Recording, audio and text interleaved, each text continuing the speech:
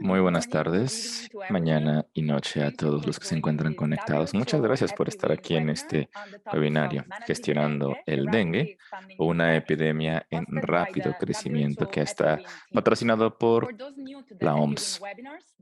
Para todos los que se encuentran aquí, esta es una reunión global.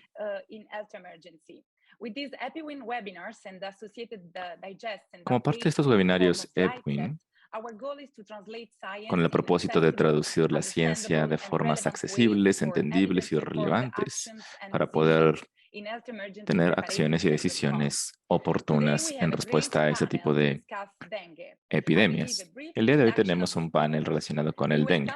Le vamos a dar la bienvenida primeramente a nuestro panel. Tenemos al doctor Ibrahim Suke Fol, director de Programa de Enfermedades Tropicales de la OMS.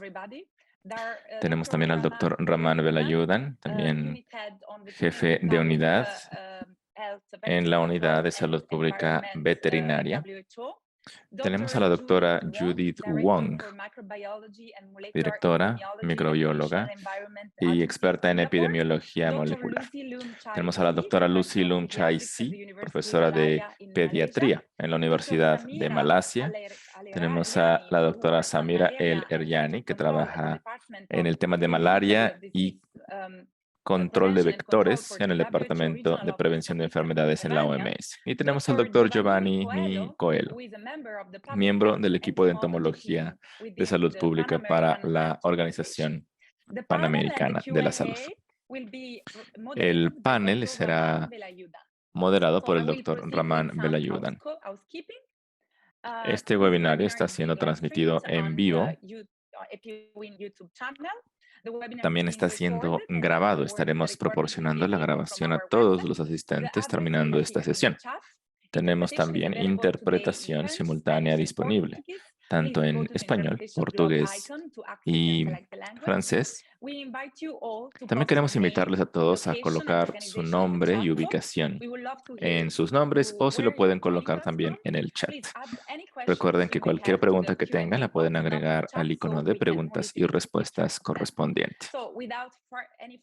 Sin más que agregar, le pasaré la palabra al doctor Ibrahim para dar las palabras de introducción a este webinario, Gestionando el dengue, una epidemia en rápida expansión. Adelante, por favor, doctor Ibrahima.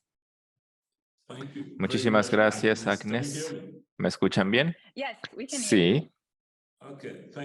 Perfecto. Bien, pues bienvenidos todos y todas a esta sesión. Veo que tenemos ya más de 600 participantes, lo cual me parece maravilloso. También estoy viendo una gran cantidad de comentarios en el chat de personas que se están conectando de todas partes del mundo.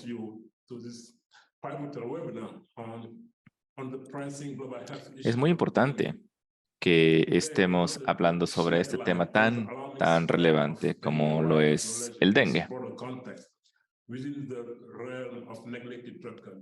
Esto no solamente tiene que ver con vectores, sino también con tratamiento de la enfermedad como tal.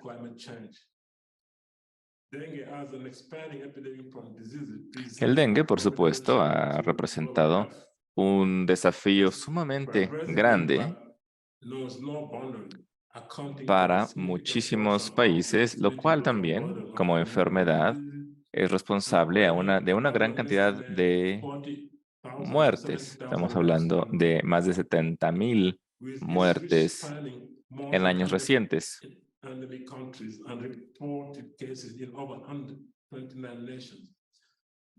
La expansión del dengue a todo tipo de países, tanto ricos como pobres, requiere una respuesta global. Estas situaciones relacionadas con salud pública no pueden atenderse en aislamiento. Nos encontramos en un contexto de una enfermedad crónica.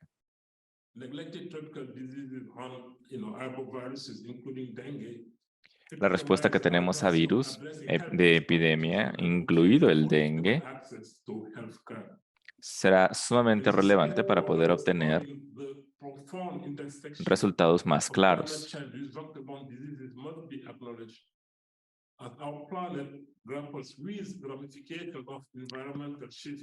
Debemos reconocer, sin embargo, que muchas poblaciones se encuentran afectadas por esta enfermedad y los tratamientos disponibles no son distribuidos de la forma ideal. El potencial de daño que tiene esta enfermedad demanda una acción inmediata, por lo cual será importante tener una cooperación entre diferentes sectores para poder hacer realmente una intervención efectiva.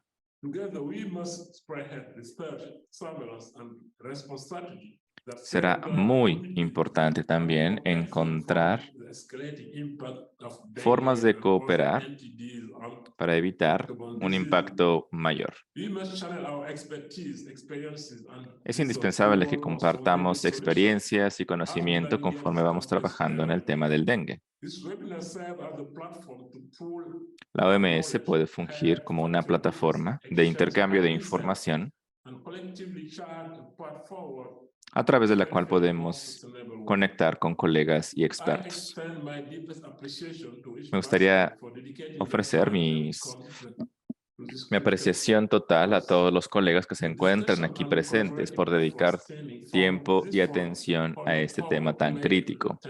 Los esfuerzos colaborativos redundarán en grandes beneficios para aquellos países que tienen el problema del dengue.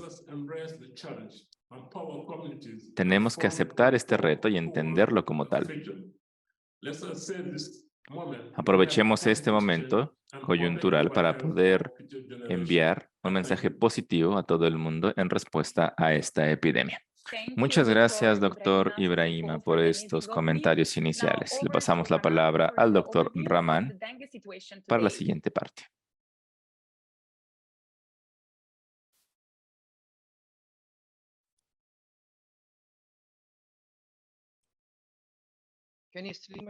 Bien, ¿pueden ver todos mis diapositivas? Sí, la vemos. Muy bien. Muchas gracias, Agnes. Muchísimas gracias al doctor Ibrahima. Estamos de acuerdo que será importante implementar cambios para poder atender esta situación tan cambiante. Trataré de dar un panorama general de la situación del dengue, cuáles son los retos principales. En términos de qué es lo que ha cambiado en la última década, podemos ver lo siguiente. Esta ha sido una expansión silenciosa del vector que se encuentra ahora presente en 130 países. Es decir, hay 130 países que reportan la presencia del dengue en la actualidad, lo cual representa cerca de 4.000 millones de personas en riesgo.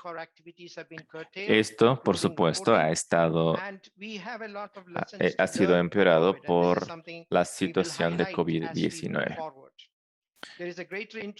Hay un interés mayor en la última década alrededor de enfermedades arbovirales, debido a su forma de transmisión, porque no solamente transmiten dengue, sino también otro tipo de enfermedades como fiebre amarilla, entre otras.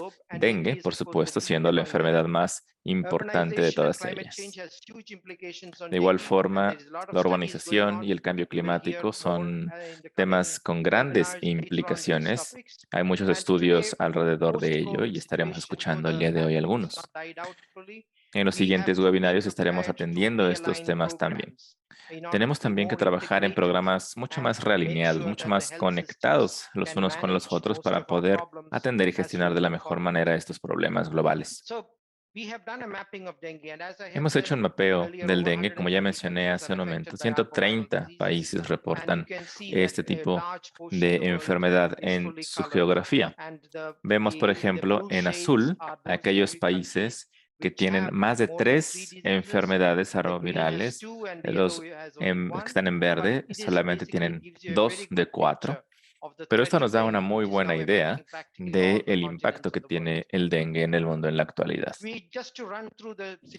Para poder atender la situación actual, será importante recordar que desde 2010 el dengue ha sido reportado en diferentes partes de Europa todos los años. Y aquí tenemos un panorama de cómo se ve los números del chikungunya desde 2018 hasta la actualidad en Europa, España, Francia, y vemos que este problema está empezando a avanzar y hay una gran posibilidad de que los números de 2023 sean mayores que los del año anterior. Así que estamos esperando que haya varios casos de chikungunya también este año. Ahora, al menos en la zona mediterránea, de todos estos países, hemos estado encontrando y recopilando datos y encontrando las brechas de los mismos para ver cuáles son los países que no han reportado este tipo de enfermedad. Ahora estamos viendo más países como Sudán y Egipto que están empezando a reportarlo. En la región africana, como recordaremos, en 2020 se registraron más de 220,000 casos de dengue, por lo cual el Comité Regional el año pasado aprobó un marco de trabajo integrado de control para poder eliminar y erradicar este tipo de enfermedades de vector tropicales. Este marco de trabajo ha estado funcionando desde entonces como una herramienta de vigilancia y control de una enfermedad viral como esta. El dengue, sin embargo, en África se encuentra en aumento debido a que por muchos años ha estado enmascarado, ha sido una epidemia silenciosa en conjunto con malaria, por ejemplo. Sin embargo, desde los años 60 ya se están empezando a registrar casos de dengue de forma mucho más constante. Esta es una publicación, una gráfica que fue publicada hace unos cuantos semanas y podemos ver que 2023, en mediados de 2023, ya estamos alcanzando el nivel más alto que tuvimos años atrás. Así que esta es una situación que tendremos que estar monitoreando de cerca desde la oficina regional y trabajar con cada país a nivel local para poder detener esta epidemia. En la zona asiática, vemos estos números. Estamos ya anticipando que los números estén aumentando en países como las Filipinas, Malasia, Vietnam, Tailandia y Bangladesh. Estos números serán reportados en las próximas semanas, porque después de que hay, por ejemplo, inundaciones como las que ha habido en esta región, toma unas 6, 8 semanas a ver el inicio de una epidemia. Entonces, será muy importante anticipar acciones para que este brote no sea demasiado fuerte. Como podemos ver también en esta gráfica, vemos las tendencias globales del dengue. 2019 fue el año más duro para la tendencia del dengue. Sin embargo, después de COVID, vemos los registros que hay del dengue. En 2022 llevamos ya un número tremendo de números en 2022 y en 2023 estamos esperando que los números sean similares. Así que es una tendencia que está manteniéndose o constante o a la alza. En cuanto a muertes reportadas, vemos los siguientes números. En la mayoría de los países, sin embargo, la tasa de fatalidades es bastante baja. Sin embargo, esto nos ayuda a monitorear cómo va el manejo de esta enfermedad, porque no tenemos ningún medicamento ni una vacuna realmente efectiva.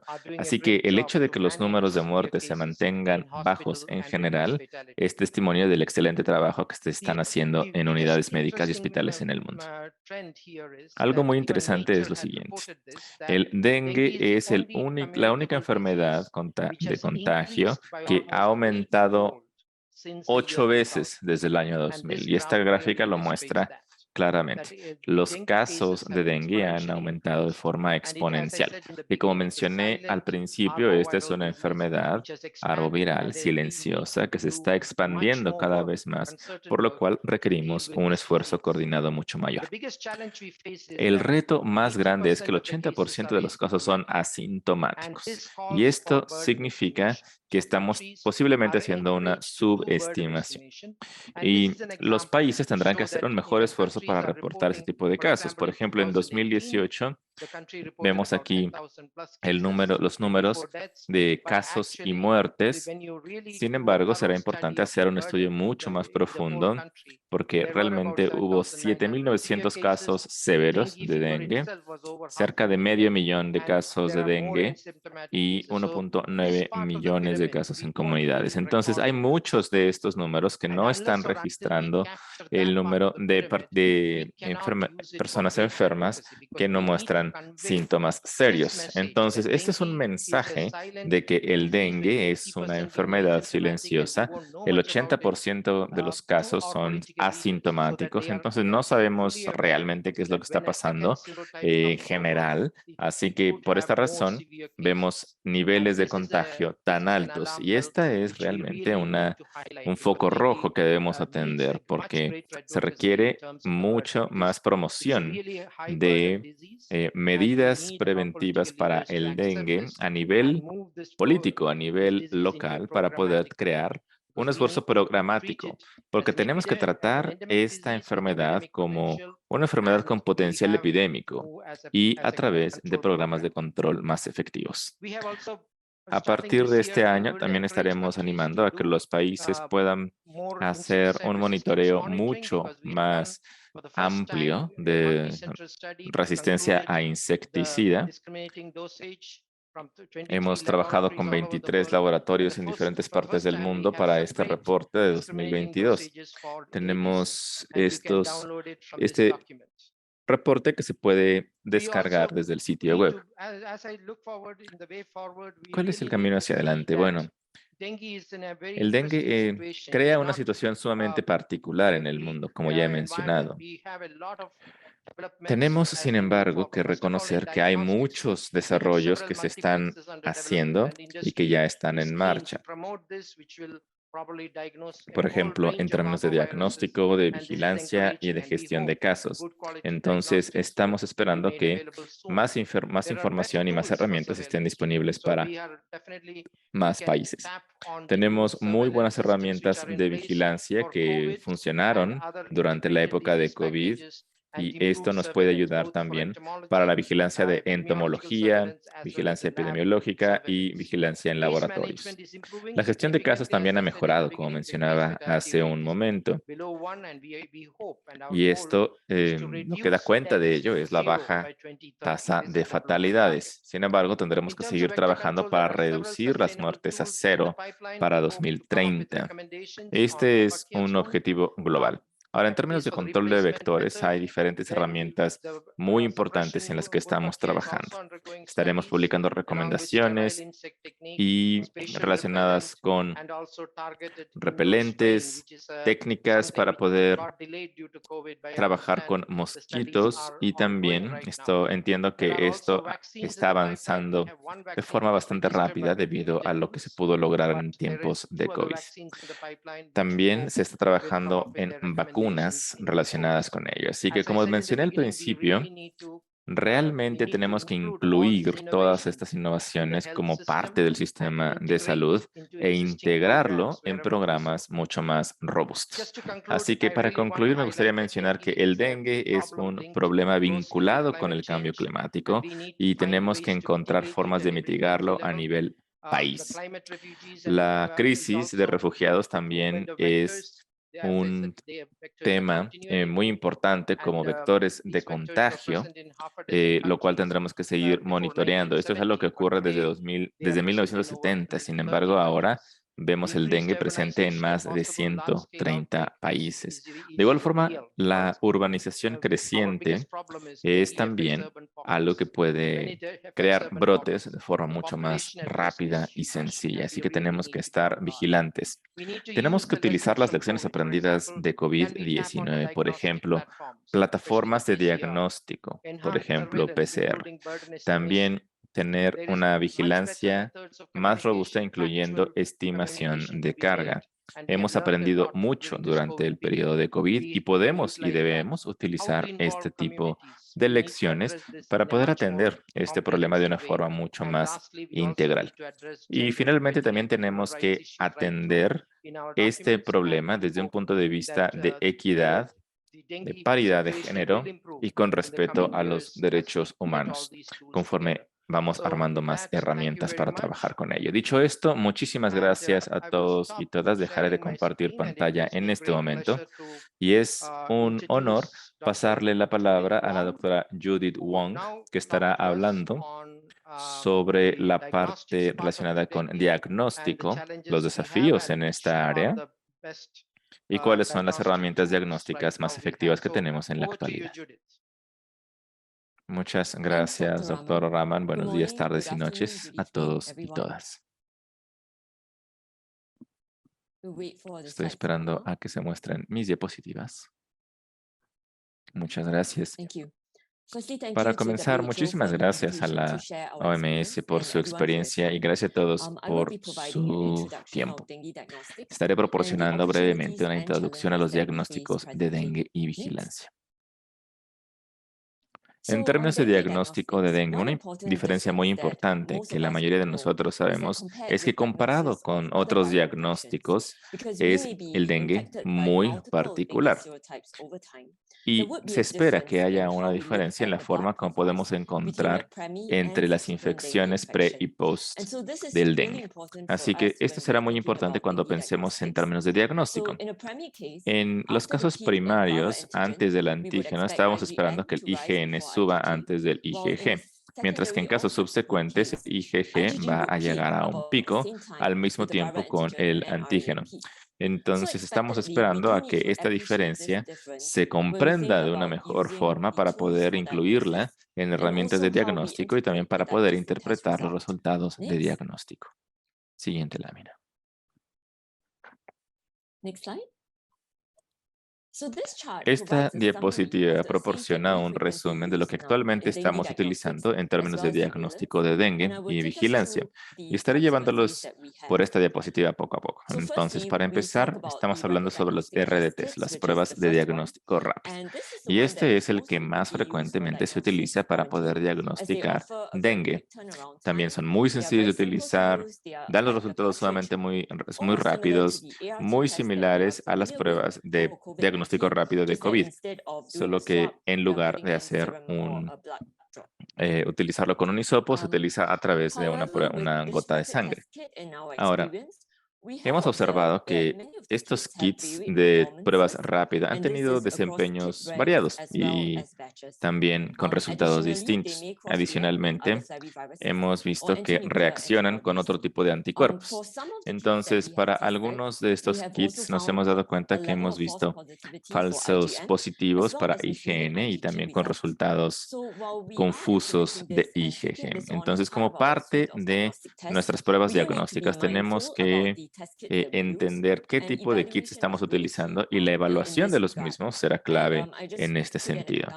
Entonces, por ejemplo, para la parte de IgG, algunos kits se ha encontrado que cualquier detección ha sido indicada o calibrada para niveles de dengue IgG. Sin embargo, hay otros que no son tan claros. Así que tenemos que tener mucho cuidado cuando estemos hablando sobre diagnóstico de dengue, no solamente para poder diagnosticar una enfermedad secundaria, sino también para detectar la enfermedad primaria que se está buscando de forma efectiva. Ahora, pasando a la siguiente parte de las pruebas. La siguiente es la prueba ELISA. Esta es también una prueba serológica muy común para la detección de dengue, también es para IgM e IgG. Esta prueba toma más tiempo en dar un resultado, pero tiene resultados mucho más consistentes en muestras más grandes. Entonces, en términos generales, el desempeño de esta prueba es mucho más estable. Sin embargo, también muestra reactividad a otro tipo de virus y también hay falsos positivos. Otra área interesante en la cual nos estamos expandiendo, como mencionaba el doctor Raman, tiene que ver con pruebas en tiempo real de PCR. Pruebas de RN viral debido a COVID. Ahora muchos laboratorios tienen la tecnología disponible y esta es una excelente oportunidad para nosotros para poder hacer un pivote de las pruebas de COVID ahora hacia dengue y vigilancia del mismo, debido a que tenemos ya esta tecnología disponible en diferentes formas, como por ejemplo la herramienta de monitoreo de virus, dengue, Zika y chikungunya.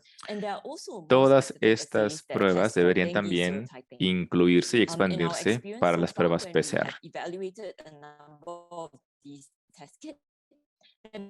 Estamos viendo también algunas diferencias entre las pruebas PCR y ELISA. Por ejemplo, para algunos casos podemos darnos cuenta de que hay más sensitividad o menos dependiendo del tipo de virus o antígeno del que se trate. Así que dependerá de la selección de pruebas que necesitemos utilizar para poder entender cuál es la situación del virus, de la presencia del virus en cada una de nuestras regiones para poder proporcionar un diagnóstico o una vigilancia más efectiva. Es decir, sabemos, por ejemplo, que en algunas regiones en las cuales haya dengue, tal vez no haya chikungunya o Zika, y tal vez en otras regiones haya una circulación multiviral, para lo cual un conjunto de pruebas implementadas al mismo tiempo pueda llegar a ser útil. Ahora, como mencionaba, COVID-19 ha abierto unas oportunidades para poder tener una mayor capacidad de vigilancia y pruebas disponibles en diferentes laboratorios. Entonces, debe ser muy, muy importante entender que estos webinarios, por ejemplo, que estamos teniendo, nos dan el entendimiento del tipo de pruebas que podemos implementar. Ahora pasamos a la siguiente lámina, por favor. Me gustaría compartir ahora con todos ustedes algunos desafíos que hemos encontrado hasta la fecha en el área de diagnóstico y también cuáles son algunos de aspectos prácticos que hemos aprendido que me parece que serán muy importantes que los tengamos presentes.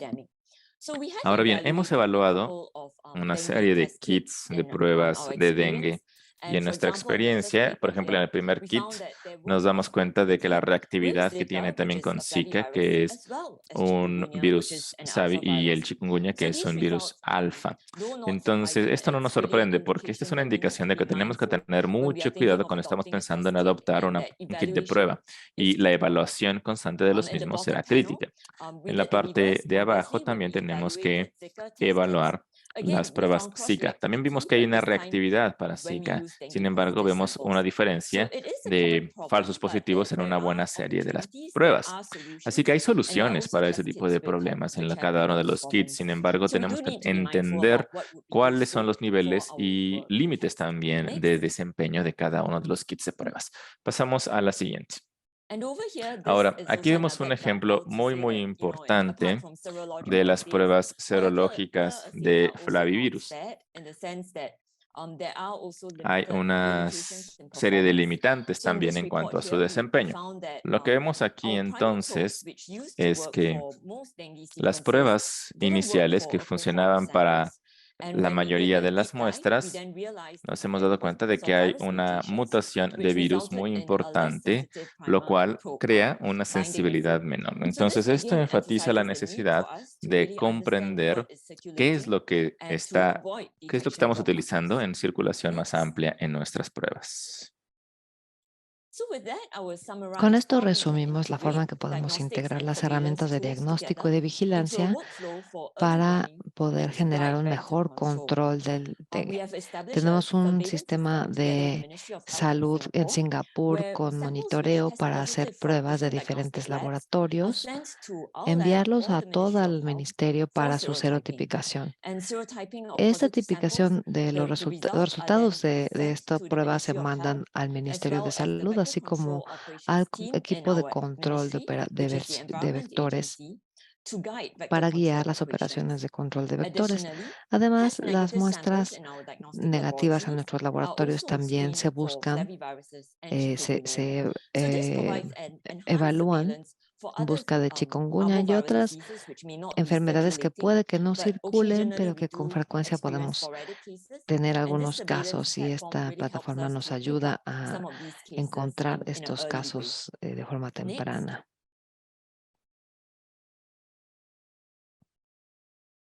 Esta imagen nos muestra la forma en que utilizamos los datos del serotipo. Puede que nos preguntemos cuál es la utilidad de usar pruebas PCR. Hemos visto tradicionalmente que siempre que se tiene este tipo de cambios, esto puede suceder antes de un brote, y este tipo de pruebas nos ayudan a entender la situación y nos ayuda como es como una alerta temprana de que van surgiendo los casos. En Singapur, por ejemplo, se alerta a la comunidad y a los propietarios de ciertos lugares para que puedan tomar precauciones contra el dengue. Colectivamente, esto nos ayuda a evitar brotes. Y con esto cierro la presentación sobre diagnóstico de dengue. Gracias por su atención. Muchas gracias por esta excelente presentación. Vamos a avanzar ahora con nuestra siguiente presentadora, la profesora Lucy Lum, profesora de pediatría en Malasia. Adelante, profesora. Muchas gracias, doctor. ¿Me escuchan bien? Sí. Muy bien, pues un buen día a todo el mundo. Me da gusto verles. Gracias al doctor Rahman por invitarme a compartir mi experiencia sobre gestión de casos en dengue. Hablando sobre la gestión de casos de dengue, necesitamos siempre colocar todos los signos y síntomas en el contexto de la causa clínica de la enfermedad, lo cual es la única manera que podamos realizar una interpretación significativa de los signos y síntomas. No voy a hablar sobre el periodo de incubación, pero es un periodo muy importante. No podemos ver su presentación. Una disculpa.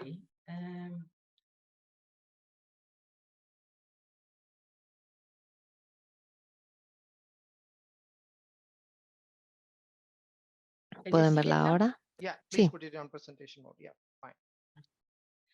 Cuando hablamos sobre dengue y el manejo del dengue, es importante tener el contexto de la sintomatología dentro de la causa clínica de la enfermedad.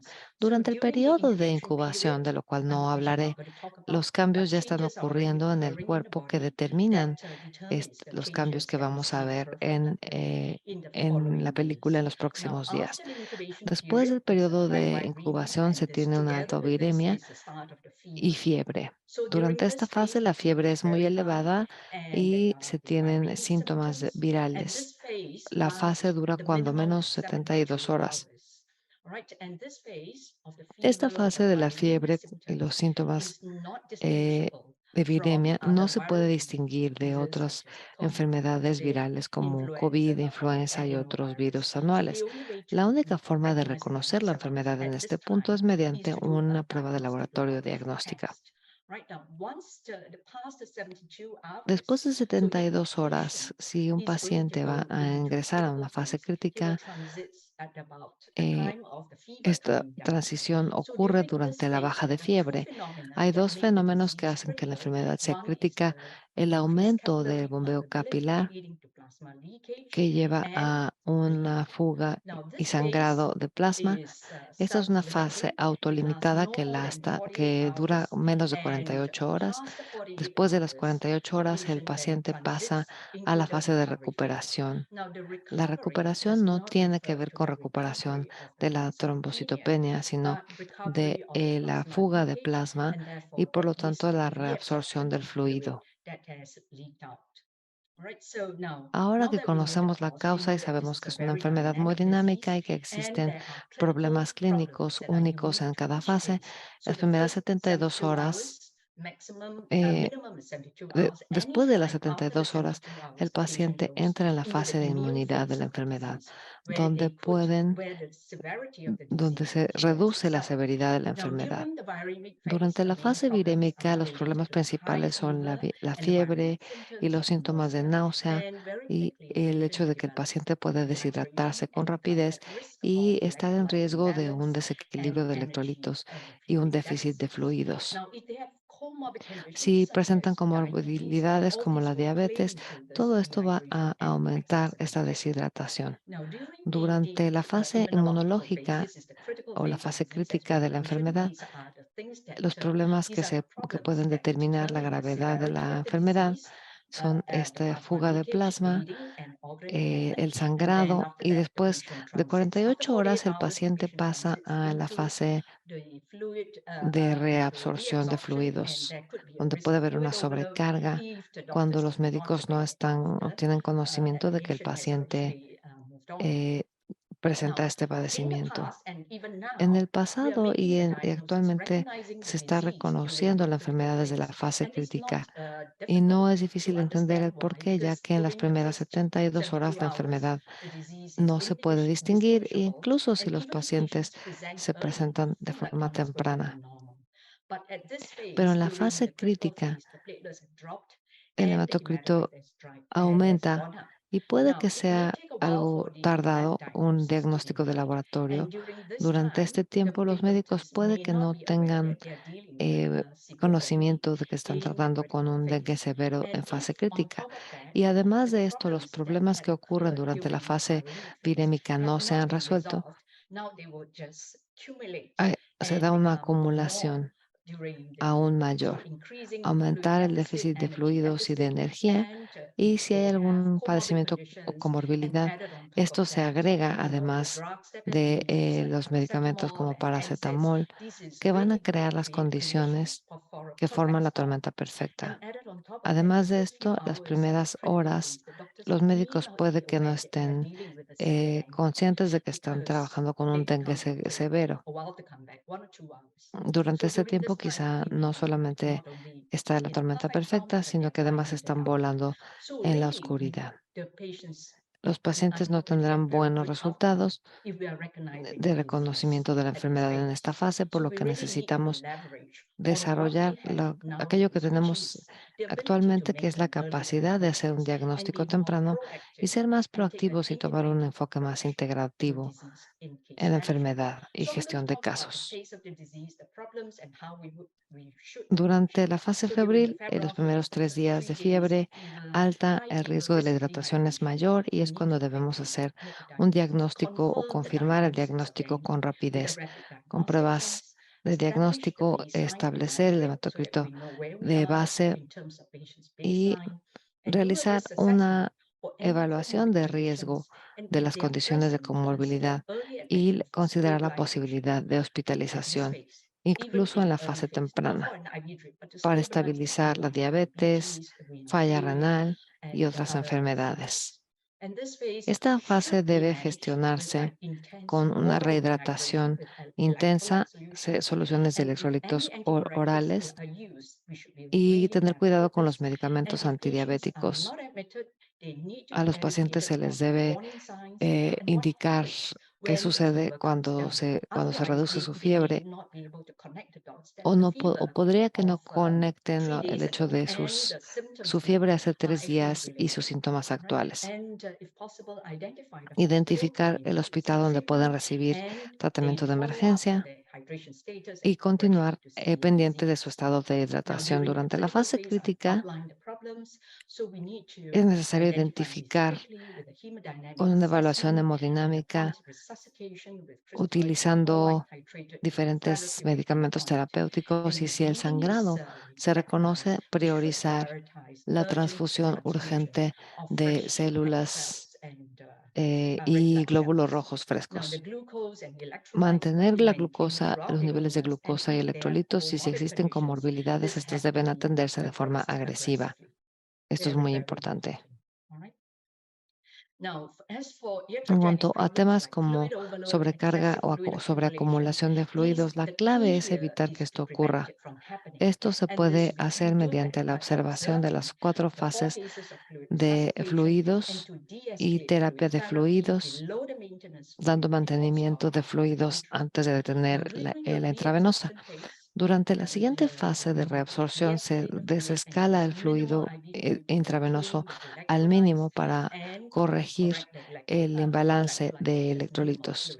En resumen, la terapia de fluidos y las fases de dengue durante la fase vireica, eh, la terapia fluida debe ser oral. Hay que lograr ciertos niveles de fluidos y, de ser posible, documentarlos para saber exactamente en dónde nos encontramos.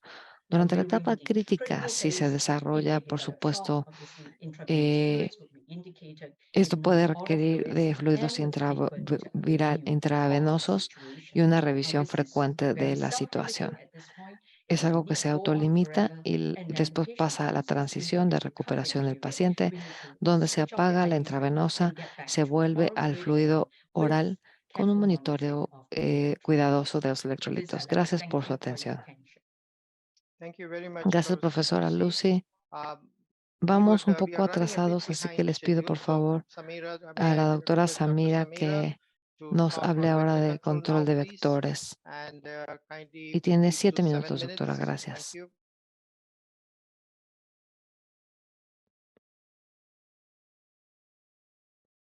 Buen día y gracias por su atención. ¿Pueden ver mi presentación? No. ¿Ahora? No.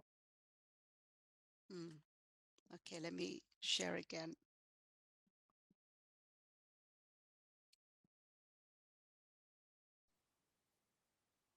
Yeah, it's coming. It's coming. Yeah. Put it on the presentation mode. Yeah. Yeah. Now ¿Lo pueden ver ahora? clear? Sí. Adelante, por Yes, favor. please go ahead. Okay. Thank you. So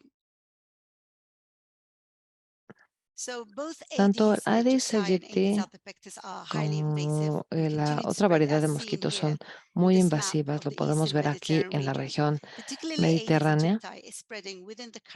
Estos insectos están desplazándose. Por ejemplo, la Aedes aegypti está presente en 11 países y se reportan casos de dengue en estos países. En la gráfica vemos el número de brotes de dengue que van en aumento, como se apreció en 2019, y han continuado aumentando y seguimos acercándonos a la temporada de transmisión.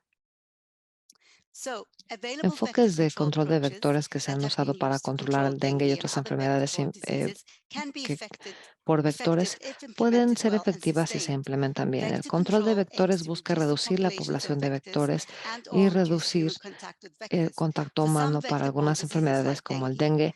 Las vacunas no son suficientes, por lo que la prevención mediante control de vectores es la única opción. Vemos que hay opciones químicas y no químicas. Las químicas son insecticidas para las diferentes etapas, redes de tratamiento, aerosoles. Hay una lista de productos de control de vectores aprobados por la OMS que son el estándar global de calidad, seguridad, eficacia. La eficacia depende también de la susceptibilidad. Para poder atacar una etapa adulta de vector, se tienen las redes de insecticida. También los repelentes tópicos pueden dar algo de protección contra el dengue. Las barreras no químicas son gestiones ambientales. Por ejemplo, en la siguiente diapositiva vemos un ejemplo de reducción de fuentes y en algunos casos también se puede usar algunos peces para reducir las etapas inmaduras, pero se requiere de investigación adicional para generar la evidencia del impacto de lavavirus fish. No hay una sola intervención que sea únicamente efectiva. Debe haber una combinación de intervenciones y esto requiere que los gobiernos locales apoyen y que haya una colaboración intersectorial.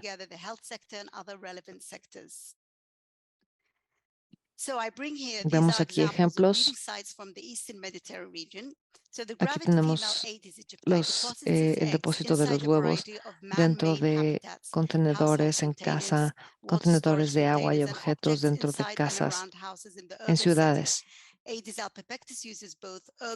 tanto en hogares urbanos como rurales.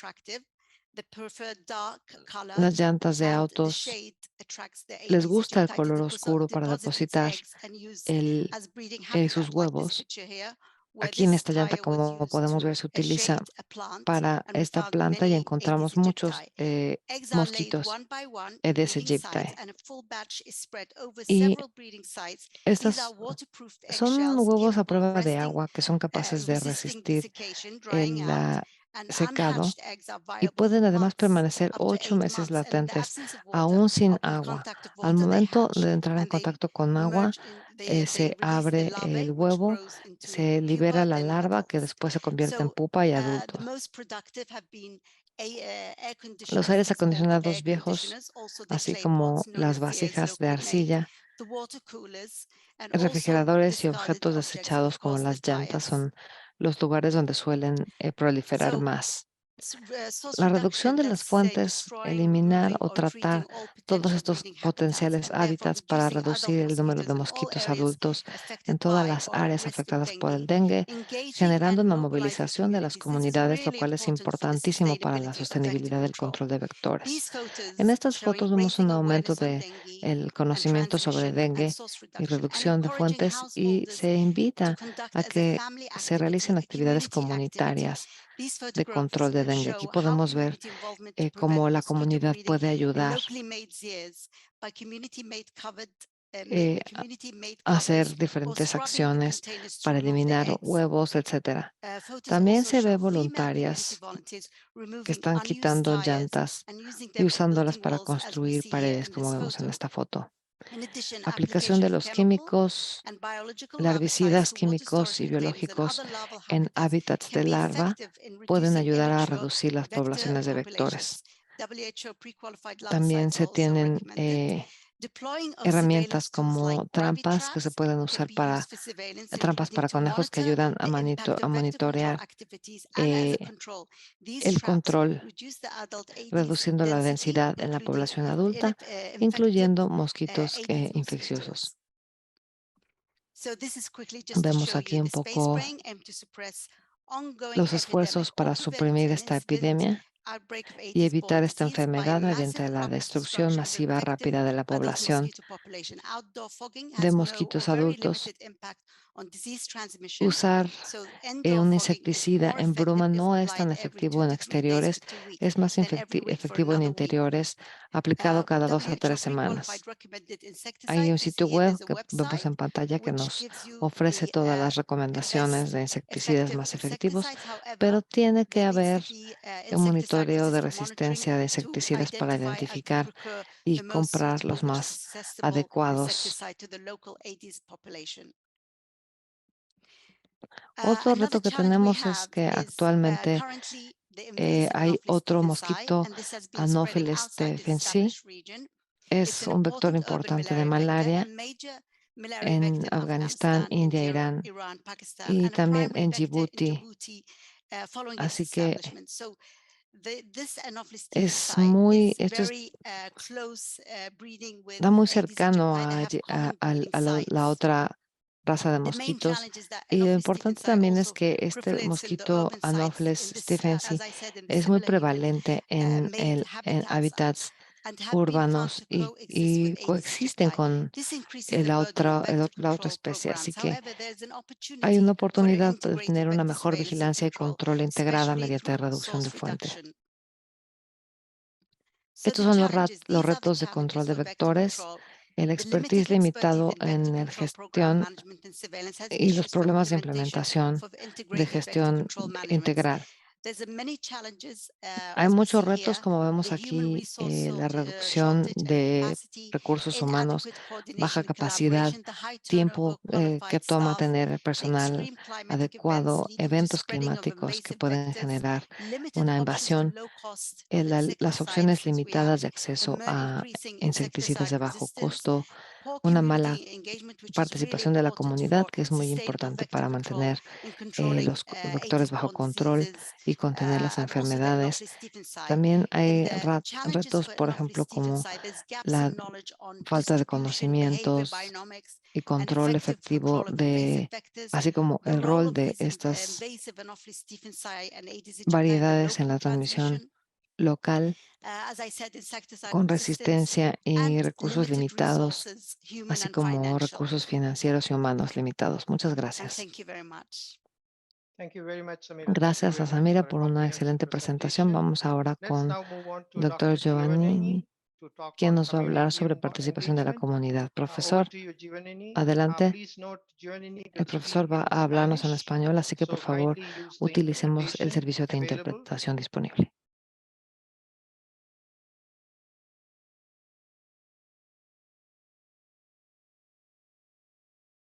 Samira, can you please stop the sharing of slides? Samira, por favor, puede cerrar su diapositiva. Ya lo Yeah, it has vemos. come. Gracias. Please put it Lo in vemos the, ahora. yeah, presentation Modo de mode. presentación, por favor. Bueno, muchas gracias, buenos días, buenas tardes, buenas noches a todos que nos atenden. El tema que me toca hoy es hablar sobre la participación comunitaria y las acciones necesarias para su involucramiento. Yo empezaría inicialmente con una... Perdón, Sorry to interrupt you, Dr. Giovannini. Can you please ¿Podría colocar su mode? presentación en modo presentación, Excelente. por favor? Ok. Bueno, yo empezaría inicialmente con ese slide destacando lo tema central que es la participación comunitaria en la región de las Américas bajo dos modelos de trabajo aprobados por los países y que la Organización Panamericana de Salud lidera con apoyo de los países. La primera es la estrategia de gestión integrada para la prevención de las doenças arbovirales. Y la segunda, el plan de acción de entomología y control de vectores. Estas dos estrategias tienen el tema de la comunicación y la participación comunitaria como temas transversales que deben y que trabajan junto con los distintos y diferentes componentes de la estrategia de gestión integrada, a ejemplo de la epidemiología, del cuidado del paciente, el medio ambiente, laboratorio, etc. O sea, participación comunitaria y movilización de la comunidad es un tema central que orienta las intervenciones de lucha contra las arboviroses. Bueno, la Organización Panamericana de Salud tiene desarrollado una serie de actividades en apoyo a los países. Yo quería destacar una de ellas, que es exactamente la Semana de Lucha contra los Mosquitos, que es una semana de movilización en el continente, donde diferentes mensajes para la comunidad son desarrolladas. Y aquí yo tengo una mensaje específica para la protección de las viviendas, que claro, cada país hace sus adaptaciones, y un otro mensaje específico para los viajeros como una medida preventiva. Y por último, también un mensaje clave a respecto de los signos de alarma, que especialmente para el dengue, que la población debe tener en cuenta y buscar los servicios de salud, identificar ese signo de alarma y buscar los servicios de salud. Bueno, en las próximas diapositivas yo voy a presentar al menos dos experiencias de países que yo considero muy interesantes e importantes y que reflejan, de alguna manera, la aprovación de la estrategia de gestión integrada, del modelo de trabajo de la estrategia de gestión integrada por los países. Un primer ejemplo es de Brasil, que es un país continental, responsable por casi 80% de los casos de dengue en la región de las Américas, que tiene un sistema de salud extremadamente complejo, pero que es capaz, bajo la reitoría del Ministerio de Salud, desarrollar mensajes claves y campañas de movilización que llega a los distintos niveles de los sistemas de salud, sistema estadual y municipal. Y también trabaja con múltiples intervenciones y múltiples mensajes para diferentes públicos grupos. La próxima, otro ejemplo, viene de México, y aquí una experiencia local de la ciudad de Mérida, donde el concepto de manejo integrado de vectores utilizado nesta intervención fue adoptado y donde, de una manera bien articulada entre los actores comunitarios, las autoridades locales, se logró desarrollar una estrategia de reciclaje para el bienestar de la población. Y un punto importante que es fundamental en este proceso es que essa iniciativa também teve um processo de avaliação de impacto, utilizando métodos entomológicos, como o colega apresentou antecipadamente, que demonstrou o impacto e a redução de los principais índices aéticos. Isto é um aspecto importante porque a demonstração do impacto dessas intervenções são fundamentais, por exemplo, para garantizar, de alguma maneira, a participação da comunidade. E, finalmente, eu trago uma última reflexão sobre o que necessitamos fazer para seguir nos movendo para garantizar a participação da comunidade. Este é um engrenagem complexo. Trabalhar com a comunidade não é uma atividade sencilla. E nesta diapositiva eu quero destacar dois aspectos fundamentais. O primeiro, a necessidade de ter programas nacionais fortalecidos para que o papel rector de los programas seja estabelecido de maneira que a produção das informações seja feita de maneira clara e bajo as evidências disponíveis. O segundo aspecto de respeito ao fortalecimento dos programas locais de prevenção e controle das arboviroses. É fundamental, as pessoas vivem em nível local. Ter programas locais organizados e estruturados é clave para garantizar uma qualidade das intervenções. E, por último, a participação das comunidades, das famílias e dos indivíduos é clave para garantir a sustentabilidade de todas estas intervenções. Com isso, eu finalizo minha apresentação e, de antemano, agradeço muito, uma vez mais, a oportunidade. Gracias. Muchas gracias, profesor. Muchas gracias por lo interesante de su presentación. Lo mismo digo a todos los presentadores por esta cobertura tan amplia de sus temas sobre dengue. Vamos a intentar responder las preguntas por correo electrónico. Solo tenemos una sobre vacunas por aquí. Hay otra sesión de dengue más adelante. Habrá más adelante una sesión donde hablaremos de vacunas, pero básicamente la vacuna, como sabemos, hay una vacuna registrada en 20 países y tiene sus limitaciones y solamente funciona en ciertos grupos de 9 a 45 años de edad. La segunda vacuna, la de Takeda, se está revisando todavía en la OMS. Y se requiere más trabajo.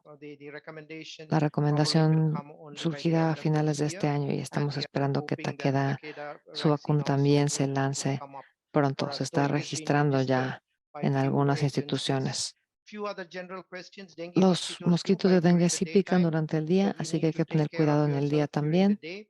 And En cuanto a in terms of inmunidad immunity contra against the los 4 4 serotipos, serotypes, if si you are se infecta infected con with un one serotype, serotipo, you have a se tiene lifelong protección de por vida protection contra against ese it, serotipo, but pero eso no that does garantiza not guarantee una inmunidad cross cruzada immunity for the other para los 3. otros 3. Así So que after después a de un couple of par de years, there años, is every chance posiblemente that you could podría uno get dengue contagiarse por for a segunda vez de second dengue, time, and y usually generalmente the estas secondary segundas infections infecciones are son more más severe, serias. so we need to be Hay que on guard. estar So siempre con I think I'll cuidado. stop there. There are some interesting Muchas de sus questions, many of which preguntas, las answers respuestas can be están found en la in the hoja dengue fact de sheet datos in del the sitio WHO web, website, and y others, otras, you are para free otras, to por favor, contact us contáctenos on por correo email, and we'll get electrónico. back to you. Gracias, Over to you, Agnesia. Agnes. Gracias, Ramán, y a todos. Estamos cerrando ya nuestro tiempo. Quisiera agradecerles a todos los presentadores el día de hoy, a nuestros traductores también, a los colegas de la OMS que han trabajado en este webinar y al equipo de PWIN, Gabriela Supría y el doctor Silviprián. Y gracias también a todos ustedes por su presencia y preguntas. La grabación del webinar estará disponible en el sitio web de EpiWin. Y si desean mantenerse al día con los siguientes webinars, por favor, suscríbanse a nuestra lista de correo que aparecerá en el chat. Acompáñanos para el siguiente webinar. El 16 de agosto se va a estar compartiendo el enlace pronto. Gracias a todos de nuevo.